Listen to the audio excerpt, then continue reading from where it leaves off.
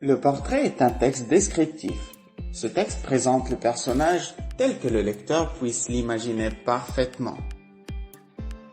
Pour rédiger un portrait digne de ce nom, il faut tout d'abord commencer par l'allure générale d'une personne, qui est sa manière de se tenir ou bien notre première impression d'elle. Pour établir le portrait d'un personnage, il faut naturellement continuer par la description de son apparence, de ses cheveux, de son visage, de ses vêtements. Parmi les composants du portrait physique, on commence de 1 par le visage. 2. Le front, qui est la partie située entre les sourcils et les cheveux. Bien entendu, il ne faut pas non plus oublier les oreilles.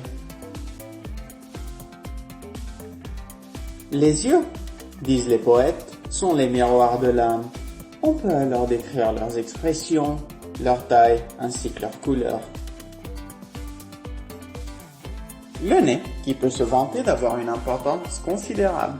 Combien parmi nos amis ont horreur de leur nez? Les joues, qui deviennent pâles lorsqu'on est malade, roses lorsqu'on est embarrassé, et ainsi de suite. En ce qui concerne la bouche, nous pouvons décrire la couleur des lèvres, leur taille, le menton, les cheveux, qui sont incontournables dans l'allure d'une personne. Demandez donc au coiffeur. Les vêtements.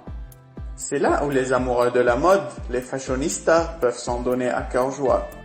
Bien entendu, ce type de vêtements n'est pas la propriété exclusive de l'homme. On peut tous les retrouver chez des femmes. La mode, on dit, est un truc de femme. Ce n'est d'ailleurs pas un hasard que les marques de mode en ont fait leur cible préférée. De plus, elles peuvent absolument tout porter. Entendu, tous ces vêtements que nous avons passés en revue nécessitent des adjectifs pour faire leur description. Ils peuvent être courts, longs, rapiécés, dernier cri, ainsi de suite.